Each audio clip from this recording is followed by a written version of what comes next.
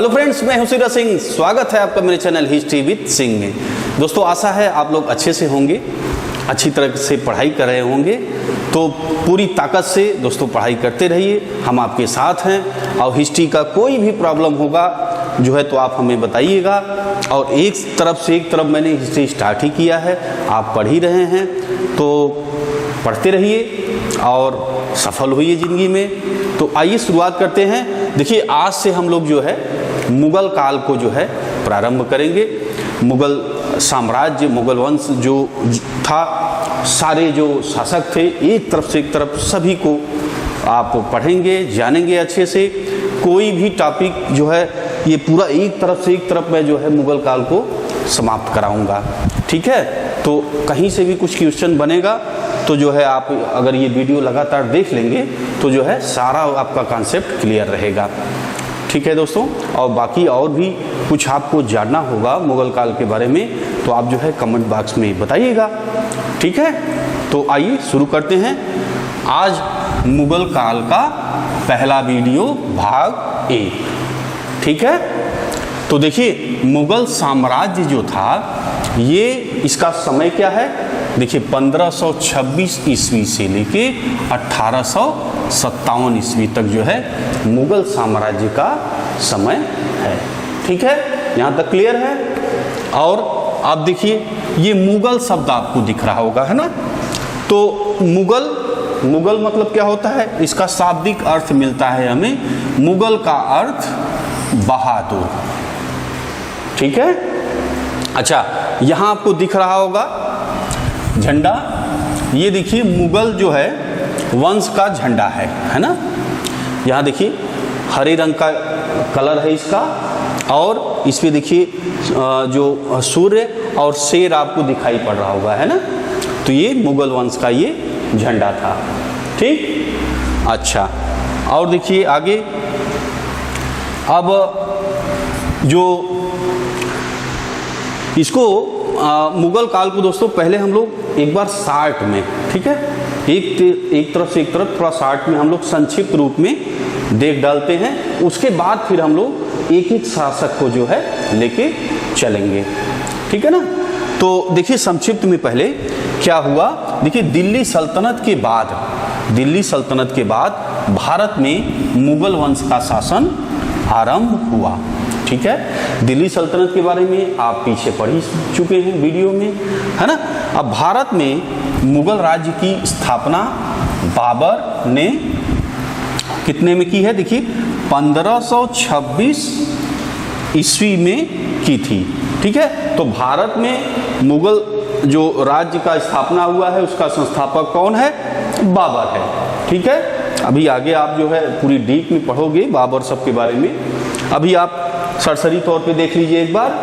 और देखिए इसके उत्तराधिकारी, ठीक है, कौन कौन है, हुमायूं, अकबर, जहांगीर, शाहजहां और औरंगजेब, ठीक है, के समय में मुग़ल साम्राज्य की शक्ति और समृद्धि में विकास होता चला गया, है ना। अब देखिए, अब एक के बाद एक शासक जो हुए हैं, एक महान शासक हुए हैं, मतलब उन्होंने जो राज्य को साम्राज्य में बदल दिया और एक पूरे भारत का जो है, भारत से लेके सोचिए आप पाकिस्तान, भारत तो एक में ही था, और उसके साथ ये आपका बाबर का काबुल तक, ठीक है, वहाँ तक इसका बाबर का साम्राज्य था, है ना। तो आगे देखिए, समस्त भारत पर अपनी सत्ता स्थापित कर मुग़लों ने एक सुदृढ़ प्रशासनिक व्यवस्था को स्थापित किए थे, है ना। अभी आप देखिए, जब ये बाबर आक्रमण करता है तो आप भारत का जो आपके उस समय राजनीतिक व्यवस्थाएं दिखती हैं, तो वो होता क्या है कि आपको जैसे छोटे छोटे जो आपका इब्राहिम लोदी था, दिल्ली पे शासन कर रहा था, तो वहाँ पे मतलब पूरे बड़े अवस्था में नहीं था, मतलब छोटे में ही वो उसका शासन दिल्ली में शासन कर रहा था। इसी तरह आप मेवाड़ में देखेंगे, मेवाड़ में राणा सांगा मिलेंगे, है ना। और ऐसे ही आप दक्षिण में जाएंगे तो आपका विजयनगर, बरार, ये सब मिलेगा, मैं बताऊंगा आपको। तो उस समय क्या थी कंडीशन, छोटे छोटे राज्यों की थी और ये आपस में संघर्षरत थे और वही व्यवस्थाएं थी जैसे कि आपने देखा था मोहम्मद गोरी ने जब आक्रमण किया था तो भारत का जो व्यवस्थाएं थी, जो हमें मानचित्र देखने को मिलता है, जो राजनीतिक व्यवस्थाएं, उस समय भी राजा जो थे आपस में संघर्षरत थे। इससे जो है एक जब देखिए होता क्या है, जब लोग आपस में संघर्षरत रहते हैं तो विदेशी जो आक्रमण होते हैं उनके लिए अनुकूल जो है वातावरण बन जाता है ना। तो वही हुआ था। अब देखिए छोटे छोटे राज्य थे जब जो है बाबर का हमला होता है। मुगल काल आर्थिक समृद्धि, कलात्मक एवं सांस्कृतिक उपलब्धियों के लिए भी विख्यात हो गया। 1707 ईस्वी को मुगल वंश के अंतिम महान सम्राट औरंगजेब की मृत्यु के साथ ही मुगल साम्राज्य की पतन की प्रक्रिया आरंभ हुई। अब आप देखिए बाबर से लेकर के जो मुगल साम्राज्य है, बाबर, हुमायूं, अकबर, जहांगीर, शाहजहां, औरंगजेब, तो ये सब सम्राट हैं। औरंगजेब लास्ट है 1707 तक। समय क्या है, तो इसका जो चरमोत्कर्ष था वो औरंगजेब की मृत्यु के साथ ही पूरा हो जाता है। और उसके बाद देखिए मुगलों का राज्य और उनका गौरव धीरे धीरे विलुप्त होने लगा। अब देखिए जब औरंगजेब की मृत्यु होती है तो उसके बाद जो है इसका धीरे धीरे जो साम्राज्य का उत्कर्ष था वो धीरे धीरे खत्म होना चालू हो जाता है। ठीक है। और देखिए भारत में ईस्ट इंडिया कंपनी के शासन के आरंभ होते ही मुगलों की शक्ति और प्रतिष्ठा भी नष्ट हो गई। मुगल सम्राट का स्थान कंपनी शासन ने ले लिया। मुगल नाम मात्र के सम्राट बने रहे। अब देखिए 1857 की जो क्रांति हुई थी, विद्रोह हुआ था, के दौरान कंपनी अंतिम मुगल सम्राट बहादुर शाह जफर को गद्दी से हटाकर भारत में मुगल वंश का शासन सदैव के लिए समाप्त कर दिया। ठीक है फ्रेंड्स, तो ये आपने संक्षिप्त में जान लिया। अब जो है हम बाबर से स्टार्ट करते हैं और बाबर से करके एक एक शासक को जो है हम लोग पूरा विस्तृत रूप से पढ़ेंगे। बाबर, देखिए बाबर का जन्म कब हुआ है? बाबर का जन्म हुआ है 14 फरवरी 1483 ईस्वी को। ठीक है। ये कहाँ हुआ है? फरगना में। कहाँ पे है? अफगानिस्तान में। इसका पूरा नाम बाबर का क्या है? जहीरुद्दीन मोहम्मद बाबर। ठीक है। और देखिए ये दो महान जो रक्त से जो है इस वंश का, मुगल वंश का निर्माण हुआ है। कैसे? देखिए जो पिता की ओर से यह तैमूर का 5वां वंशज और माता की ओर से यह चंगेज खां का 14वां वंशज था। यानी 14वीं पीढ़ी की जो है इनकी माता थी और जो ये पिता थे वो तैमूर के 5वें पीढ़ी के थे। ठीक है, यहाँ तक क्लियर हो गया। इस प्रकार संसार के प्रसिद्ध दो महान विजेताओं का रक्त इसके शरीर में मिला हुआ था बाबर के। बाबर के पिता का नाम उमर शेख मिर्जा और माता का नाम कुतलुग निगार है ना। और इसके समकालीन कौन कौन से शासक थे? देखिए कृष्णदेव राय, ये विजयनगर का शासक था। हाँ, नुसरत शाह ये बंगाल का शासक था। ठीक है, और भी शासक थे, अभी मैं आपको लास्ट में बता दूंगा। अच्छा, और देखिए अब इसको युद्ध शिक्षा कहाँ से मिली? देखिए दोस्तों, ये जो है एक युद्ध प्रिय जो है बाबर था। शुरू से ही इसका जो है युद्ध में इसका लगाव था। देखिए पहले तो इसको युद्ध की शिक्षा कहाँ से मिली? तो देखिए उज़्बेकों से तुल गुमाकबीव प्रणाली, इसको जो है कहाँ से इसने सीखा? उज़्बेकों से, है ना। और ईरानियों से बंदूकों का प्रयोग इसने सीखा और तुर्कों से घुड़सवारी सीखी। मंगोल और अफगानों से व्यूह रचना की प्रणाली सीखी थी। इसकी मृत्यु कहाँ हुई थी? देखिए मृत्यु आगरा में 26 दिसंबर 1530 ईस्वी को। ठीक है, इसकी मृत्यु कब हुई है? 26 दिसंबर 1530 ईस्वी को। ठीक है। अच्छा, इसका मरने का कारण हमें जो है किताबों में कई तरह के मिलते हैं। जैसे मिलता है कि भाई हुमायूं एक बार बीमार हो गया था, तो उसने जो है अल्लाह ईश्वर से जो है कहा कि भाई आप जो है इसको हुमायूं को, मेरे पुत्र को, हुमायूं कौन है? बाबर का पुत्र है, तो हुमायूं को आप सही कर दीजिए, इनके बदले में जो है आप मेरी जो है जान ले सकते हैं या अस्वस्थ कर दीजिए, लेकिन मेरे बच्चे को जीवन दान दीजिए। और कहा जाता है कि ऐसा मिलता है कि भाई उसके बाद बाबर बीमार होता है और ये हुमायूं सही हो जाता है ना।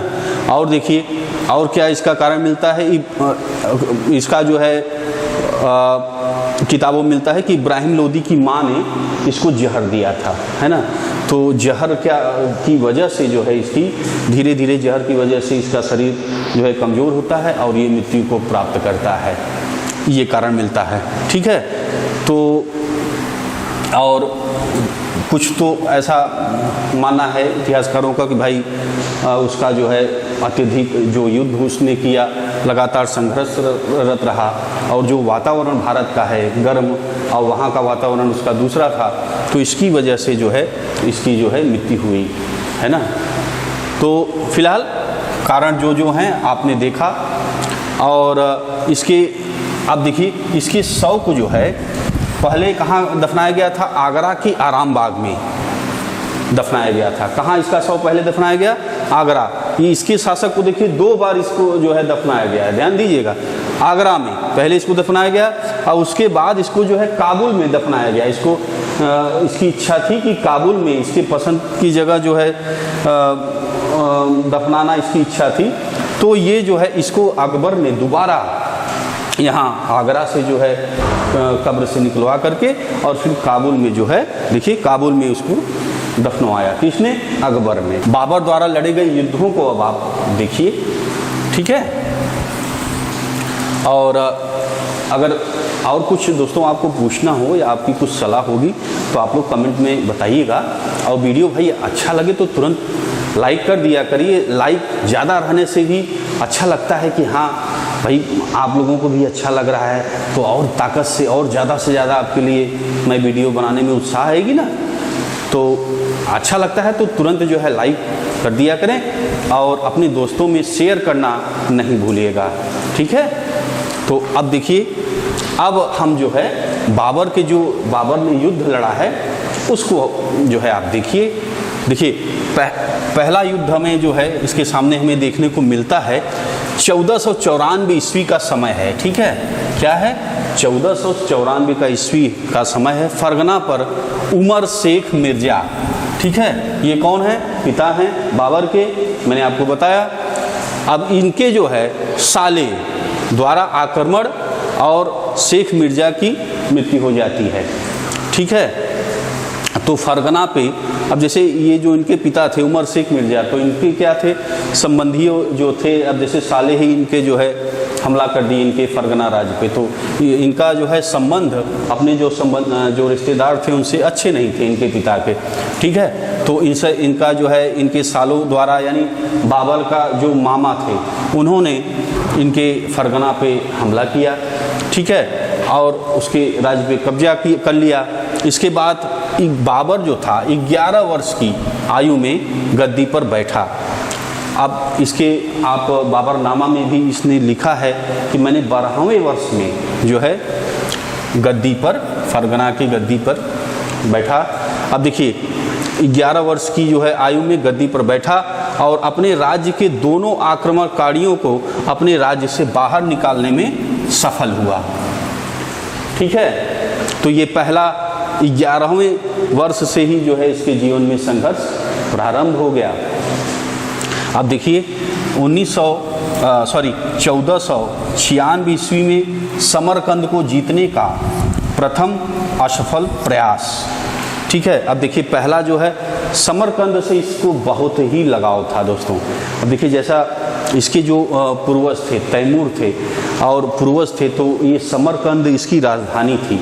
तो इसकी भी दिली इच्छा थी बाबर की कि मुझे जो है जैसे मेरे पूर्वज यहाँ पे शासन किए हैं, ये समरकंद राजधानी रही है, तो मैं भी शासन करूँ, ठीक है। तो तो कई सारे प्रयास करता है, लेकिन अंत तक जो है वो इसको पाने में पूर्णतः सफल नहीं होता है। मैं अभी और आपको बता रहा हूँ, देखते जाइए। और देखिए 1497 ईस्वी को पहली बार समरकंद पर विजय प्राप्त की, किंतु मात्र देखिए 100 दिन ही अपने अधिकार में रख सका। अब देखिए फिर ये जो है प्रयास करता है, 1497 ईस्वी पहली बार समरकंद पर विजय प्राप्त कर ली, लेकिन मात्र कितने दिन रहा, मात्र 100 दिन ही यहाँ शासन कर पाया। और उसके बाद फिर जो है यहाँ इसका जो है इससे जो है दुश्मनों ने छुड़ा लिया। 1501 ईस्वी में इसने जो है पुनः समरकंद को जीता, परंतु इस बार भी 8 महीने के बाद फिर इसे छोड़ना पड़ा, फिर दुश्मनों ने कब्जा कर लिया। और देखिए फिर 1504 में काबुल और गजनी पर अधिकार कर लिया। कहाँ किया, काबुल और गजनी पर इसने अधिकार कर लिया। देखिए अब ये इधर जो है फरगना भी इसके हाथ से ही निकला है, समरकंद पे भी जो है इसका 8 महीने पे शासन करने के बाद इसको जो है उज़्बेकों द्वारा इसको छोड़ लिया गया, है ना।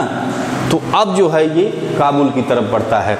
तो देखिए काबुल पे जो है इसके चाचा थे, तो उनका शासन था काबुल पे।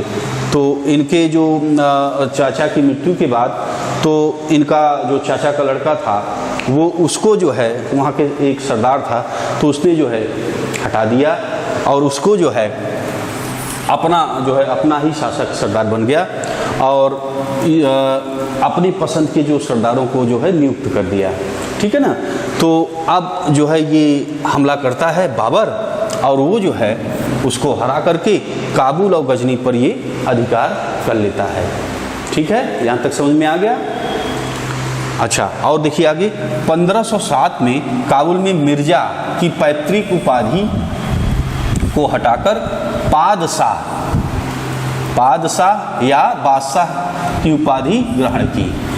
ठीक है, अब देखिए यहाँ पे 1507 में एक और चीज़ की है। क्या किया है, जो इसकी मिर्जा की उपाधि थी, है ना, तो मिर्जा की उपाधि अपने नाम से हटा करके इसने जो है पादशाह या बादशाह की उपाधि लगा ली। ठीक है, और देखिए मार्च 1508 ईस्वी में उसकी तीसरी पत्नी महिम के गर्भ से उसके सबसे बड़े पुत्र हुमायूं का जन्म हुआ। 1511 ईस्वी का समय। अब देखिए इसकी लालसा भी समरकंद जीतने की खत्म नहीं हुई है। अब देखिए 1511 में फिर इसने समरकंद, बुखारा और खुरासान पर अधिकार कर लिया। ठीक है, और देखिए 1512 ईस्वी में उबैदुल्लाह खां के नेतृत्व में उज़्बेकों ने समरकंद पर आक्रमण किया। बाबर ने इनका मुकाबला किया पर हार गया। इस प्रकार 1512 में समरकंद पुनः बाबर के हाथ से निकल गया। ठीक है, और क्या हुआ देखिए, अब 1513 में बाबर काबुल वापस आ गया। तो आप देखा आपने अभी तक में कि भैया ये केवल दौड़ ही रहा है। इसने जो है अब अपने जो बाबरनामा है अपनी आत्मकथा में लिखा है कि इसने एक जगह पे 2 रमज़ान यह नहीं मना पाया है। तो ये क्या है, लगातार दौड़ ही रहा है, भाग ही रहा है अपने जो रिश्तेदार, जो अपने दुश्मन हैं उनकी वजह से, और अपनी जो उसकी महत्वाकांक्षा है विजय की, उसकी वजह भी ये कारण है कि ये जो है जीत रहा है और हार रहा है। ठीक है, भारत पे आक्रमण किया है, उसकी चर्चा हम अब करते हैं।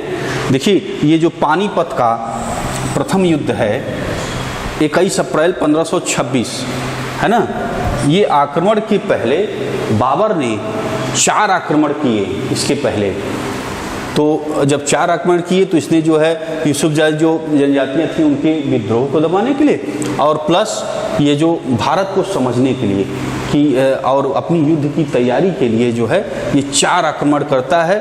उसके बाद ये जो है 5वां आक्रमण इसका होता है, पानीपत का प्रथम युद्ध जो आप पढ़ जानते हैं। 21 अप्रैल 1526 को इसने किया था। देखिए कौन से आक्रमण किए हैं इसने। 1519 ईस्वी में बाबर ने सीमा के निकट 2 स्थानों बाजौर और भेरा को जीता और वापस चला गया। ठीक है, इस युद्ध में सर्वप्रथम तोपखाने का प्रयोग किया। ठीक है, उसके वापस जाते ही ये स्थान मुगलों के हाथ से निकल गया। ठीक है, अब आप देखिए बाजौर और जो भेरा स्थान था उस पे जो है इसने आक्रमण किया और इसमें ही सर्वप्रथम इसने जो तोपखाने का बारूद का प्रयोग इसने सर्वप्रथम इसी युद्ध में किया था, भेरा के किले पे। ठीक है, और देखिए 1520 ईस्वी में बाजौर और भेरा के अतिरिक्त उसने पंजाब में प्रवेश करके सियालकोट और सैयदपुर पर भी अधिकार किया। और उसके बाद देखिए 1522 ईस्वी में क्या किया है, इसने कंधार को विजय किया है 1522 में। और 1524 ईस्वी में जो है क्या किया है, लाहौर दीपालपुर को इसने जीता। ठीक है, अब आ जाइए पानीपत का प्रथम युद्ध। ठीक है, मैंने बताया आपको 21 अप्रैल 1526 ईस्वी का। देखिए ये जो है एक महत्वपूर्ण इसके लिए साबित होता है युद्ध बाबर के लिए। देखिए इस युद्ध में बाबर ने इब्राहिम लोदी को हराकर भारत में मुगल वंश की स्थापना की। ठीक है, दिल्ली पे उस समय कौन शासन कर रहा था, इब्राहिम लोदी। इसको जो है ये हराया और मुगल वंश की स्थापना की। बाबर ने इस युद्ध में तुगलुमा युद्ध पद्धति, है ना, तुगलुमा युद्ध पद्धति और तोपखाने का प्रयोग किया। ठीक है, तो तुगलुमा युद्ध दोस्तों जो मतलब घेर कर जो है दुश्मन को मारना, वो है आपका तुगलुमा पद्धति। तोपों को सजाने की उस्मानी पद्धति का प्रयोग किया गया। ठीक है, इस युद्ध में और क्या किया गया, उस्मानी पद्धति, रूमी पद्धति का प्रयोग किया। युद्ध जीतने के बाद बाबर ने सरदारों को उचित पुरस्कार दिए और जो बाबर को जो है बाबर ने हुमायूं को भी कोहिनूर हीरा भेंट कर दिया था। और भारत विजय के उपरांत, अच्छा ये आपका कोहिनूर हीरा के बारे में मैंने डिटेल वीडियो पीछे बना दिया है, उसको आप अगर नहीं देखे हैं तो देख लीजिए, तो कोहिनूर हीरा का पूरा इतिहास आपको पता लग जाएगा। ठीक है, भारत विजय के उपरांत प्रत्येक काबुल निवासी को एक एक चांदी के सिक्के उपहार में इसने दिया था, है ना। अब ये सोचिए कि इनकी उदारता ऐसी थी कि इसी की वजह से आगे हुमायूं को काफ़ी दिक्कत हो जाती थी। युद्ध के समय तो भाई ये ठीक था, संगठित होते थे, और शांति के समय में जो है इनकी व्यवस्था गड़बड़ हो जाती थी, क्योंकि जब धन ही नहीं रहेगा तो शासन करने में दिक्कत आ ही जाएगी। और एक समय ऐसा भी आया कि इसने जो है अमीरों से, जो इसके अमीर थे, अमीरों से इसको पैसा लेकर के व्यवस्थाएं करनी पड़ी, है ना। और अब अच्छा एक चीज़ और है, देखिए जो पानीपत का ये युद्ध हुआ था, इसके प्रत्यक्षदर्शी गुरु नानक थे। ठीक, ये भी आप ध्यान से याद कर लीजिएगा। और ये जो चांदी का सिक्का, इसकी उदारता के कारण इसे क्या बाबर को एक कहा जाता है, कलंदर भी कहा जाता है। ठीक है, तो ये युद्ध दोस्तों पानीपत का आपने समझ गए होंगे। अच्छा, इसमें युद्ध में इब्राहिम लोदी के पास जो है करीब 1 लाख की सेना थी, ऐसा किताबों में मिलता है, और मात्र बाबर के पास 12,000 सेना थी। लेकिन इसने, जैसा कि मैंने आपको बताया, उस्मानी पद्धति और तुलगुमा पद्धति से जो है ये विजय प्राप्त करता है। तोपों का, अब जैसे इसके पास तोप थी, इसके पास बंदूकें थी, और इसके जो है युद्ध का भी, जैसा कि आपने पीछे देखा कि बहुत सारे इसने युद्ध किए थे, तो इसके पास युद्ध का अच्छा खासा अनुभव था, है ना। अच्छा, इसके विरोध में जो इब्राहिम लोदी था, जवान था, लेकिन वो उसके पास युद्ध का अनुभव नहीं था। ठीक है, तो एक तरफ ये युद्ध का अनुभव बहुत ज़्यादा, और एक तरफ इसको जो है अनुभवहीन, युद्ध का कोई अनुभव नहीं था इब्राहिम लोदी को। और दूसरी तरफ अब जैसे इसने जो व्यवस्थाएं आपने देखा, तोप को अच्छे से सजा करके, बंदूकों का प्रयोग अच्छी तरीके से किया, और जो अपोजिट था इब्राहिम लोदी था, उसके पास क्या था, उसके पास न तो बंदूकें थी और न ही उस तोपें थी। तो इसका ये भी हार का कारण था। संख्या बल ज़्यादा था, लेकिन इसने जो है तोपों बंदूकों का अच्छी तरीके से प्रयोग किया और यही हार का कारण इब्राहिम लोदी का बना। ठीक है दोस्तों, तो इस तरह जो है अब दिल्ली पर कब्जा हो जाता है बाबर का इसी युद्ध से। और देखिए अब दूसरे युद्ध पे आ जाइए, खानवा का युद्ध 16 मार्च 1527। ठीक है, 16 मार्च 1527 में खानवा का युद्ध हुआ है। अच्छा, खानवा का युद्ध देखिए, बाबर ने राणा सांगा, ठीक है, मेवाड़ का जो शासक था राणा सांगा को हराया। युद्ध जीतने के बाद बाबर ने गाजी की उपाधि धारण की। गाजी मतलब आप जानते हैं काफिरों के विरुद्ध युद्ध। ठीक है, इसमें मृतक शत्रुओं राजपूत के मुंडों का जो है ढेर लगाया, मीनार बनवाई। ठीक है, और ये परंपरा में मंगोलों में भी ऐसी परंपरा थी।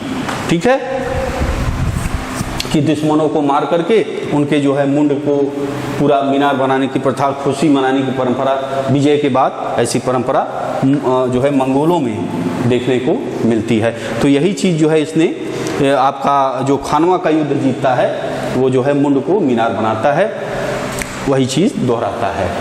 ठीक है ना। अब दोस्तों यहाँ पे आपने देखा कि खानवा भी जो है का युद्ध होता है और ये जो है बाबर क्या होता है, विजय प्राप्त करता है। अब दोस्तों अभी ये जो खानवा का युद्ध है, राणा सांगा इसको जो है देखिए अब ये क्यों हार गया। राणा सांगा बहुत सारी युद्धें लड़ा था, ठीक है, अनुभव भी इसको अच्छा था, नेतृत्व भी अच्छा था, और फिर ये कैसे हारा। तो देखिए दोस्तों ये जो था राणा सांगा, जब लड़ाई ये दोनों मैदान में आते हैं तो राणा सांगा जैसे ही युद्ध स्टार्ट होता है, प्रारंभ होता है, तो उसी समय जो है कुछ ही देर लड़ाई चलती है और ये हो जाता है राणा सांगा घायल। अच्छा, इसकी जगह एक जो है इन अन्य व्यक्ति को वहाँ पे इनकी जगह राणा सांगा का मुकुट पहनाकर इनके हाथी पे बैठाया जाता है, लेकिन जो सेना लड़ रही थी उसको पता चल जाता है कि भाई ये राणा सांगा नहीं है, ये कोई और व्यक्ति है। तो इससे क्या होता है कि जो राणा सांगा की सेना थी उनका मनोबल गिर जाता है ना। तो और ये जो बाबर था इसके अब ये अपना नेतृत्व कर ही रहा था, पूरी ताकत से लड़ रहे थे, और तो ये सब कारण जो है होते हैं अब कि बाबर जो है खानवा का युद्ध जीतता है। अगला युद्ध देखिए, चंदेरी का युद्ध हुआ। कब हुआ है? 29 जनवरी 1528 ईस्वी को। ठीक है, अगला युद्ध, इसमें क्या होता है देखिए, बाबर ने जो है मेदिनी राय को हराया। मेदिनी राय कौन था? ये था आपका जो राणा सांगा था उसी का सरदार था। ठीक है, तो इसको जो है हरा दिया। अब दोस्तों आपने देखा कि अभी खानवा का युद्ध हुआ था। खानवा का युद्ध में क्या हुआ कि जो प्रमुख शासक थे, सरदार थे, सामंत थे, तो वो क्या हुआ, युद्ध में मारे गए। और जैसा कि आपने देखा कि ये राणा सांगा भी घायल हो गया था युद्ध में खानवा के, तो ये कुछ दिन बाद इसकी मृत्यु हो जाती है राणा सांगा की। ठीक, और जो है उसके बाद ये मेदिनी राय एक महत्वपूर्ण शासक बचा रहता है, तो ये भी बाबर की नज़र में रहता है कि ये घातक हो सकता है। तो इसको भी जो है बाबर चंदेरी के युद्ध में पराजित कर देता है और मार डालता है, ये मारा जाता है मेदिनी राय। और देखिए मेदिनी राय की 2 पुत्रियां थी, उसको जो है बाबर क्या करता है, हुमायूं, एक पुत्री की हुमायूं से विवाह कर देता है और एक पुत्री का जो है कामरान से बाबर विवाह कर देता है। ठीक है, अब देखिए आ जाइए, अब बाबर का अंतिम युद्ध घाघरा का युद्ध, ये कब हुआ है? 5 अप्रैल 1529 ईस्वी को यह हुआ है। देखिए इस युद्ध में बाबर ने घाघरा के तट बिहार पर, ठीक है, घाघरा कहाँ है? बिहार, हाँ, पर अफगानों को पराजित किया। ठीक है, अफगान, जैसा कि आपने देखा दोस्तों, इब्राहिम लोदी जो था वो मारा गया था आपका पानीपत युद्ध में। तो जो अंतिम प्रयास ये अफगान करते हैं कि मिलकर जो है ये जो है हमला होता है। देखिए ध्यान दीजिए, अफगानों को पराजित किया, यह द्वारा लड़ा गया अंतिम युद्ध था। ठीक है, यह क्या था? बाबर का अंतिम युद्ध था। मध्यकालीन इतिहास में घाघरा का युद्ध प्रथम था जो थल और जल दोनों स्थलों पर लड़ा गया, यानी ये पानी में भी लड़ा गया और जमीन पे भी लड़ा गया। ठीक है, और अब देखिए इस युद्ध में दोस्तों जो इब्राहिम लोदी का भाई था और भी जो अफगान थे और कुछ बाबर ने कुछ अफगानों को तो अपनी तरफ मिला लिया था, लेकिन जो नहीं मिले थे और जो इब्राहिम लोदी की तरफ से जैसे उसका भाई हुई इत्यादि है, तो ये सब मिलकर लड़ते हैं लेकिन पराजित होते हैं। और इस प्रकार जो है अंतिम जो अफगानों का ये था, इसके समय में 1529 में वो भी संकट खत्म हुआ और ये विजय प्राप्त करता है। ठीक है, तो घाघरा युद्ध में भी यह विजय प्राप्त किया। इस प्रकार दोस्तों आपने देखा कि जो बाबर था वो जितने भी बाबर ये भारत में हमला करता है वो सबको जो है विजय प्राप्त करता है, सब में। ठीक है, तो आपने देखा कि शुरुआती में इसका समरकंद जीत हार हुई है ना, और उसके बाद ये जो है जब भारत पे हमला किया तो कोई भी ये युद्ध हारा नहीं। ठीक है, तो ये आप अपने जीवन में भी दोस्तों इसको ले सकते हैं कि प्रयास करते रहिए, है ना, कभी आपको हार नहीं माननी है, लगातार प्रयास करते रहिए, आप जरूर सफल होंगे, आप जरूर ऊंचाइयों को छुएंगे। ठीक है, तो प्रयास करते रहना है, छोटा छोटा ही प्रयास एक दिन बहुत बड़ी सफलता आपको देगा। तो दोस्तों ये जो था आपका बाबर का युद्ध आपने देखा। तो अच्छा, ये जो बाबर था ये बड़ा शरीर से भी शक्तिशाली था। ये जब ये भारत की तरफ बढ़ा तो ये जो नदियाँ आई तो नदियों को ये तैर करके भी पार हुआ था। सोचिए कितनी स्टेमिना थी, कितना जो है, और ये इतना ताकतवर था कि दो आदमियों को ऐसे दबा के चलता था। बाबर के बारे में आपको नॉलेज हो गई होगी। अच्छा, कुछ और अगर आपको नहीं समझ में आया होगा या बाबर के बारे में और कुछ आप जानना चाहते हैं तो आप जो है कमेंट बॉक्स में बताइएगा। ठीक है, अब देखिए जब बाबर हमला करता है भारत पर हमला करता है तो कौन कौन से राज्य थे और शासक कौन था उसको भी आप एक नज़र में देख लीजिए। देखिए ये आपका कॉलम बना है, ये राज्य है। ठीक है, राज्य का कॉलम, ये शासक, उस पर कौन शासन कर रहा था। तो आप देखिए दिल्ली पे कौन था, इब्राहिम लोदी। सिंध पे कौन था, साहबेग अरमून, साफ साफ दिख रहा है। और कश्मीर पे कौन था, मोहम्मद शाह। ठीक, मालवा पे कौन था, महमूद शाह द्वितीय, है ना। गुजरात पे कौन था, बहादुर शाह। बंगाल पे कौन था, नुसरत शाह। मेवाड़ पे कौन शासन कर रहा था, राणा सांगा।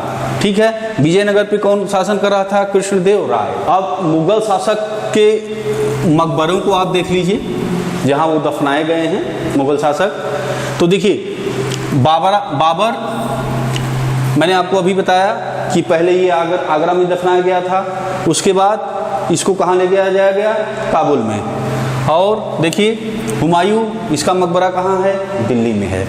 ठीक है, अकबर का कहाँ है, आगरा में है। आगरा सिकंदरा स्थान पे जो है अकबर का मकबरा है।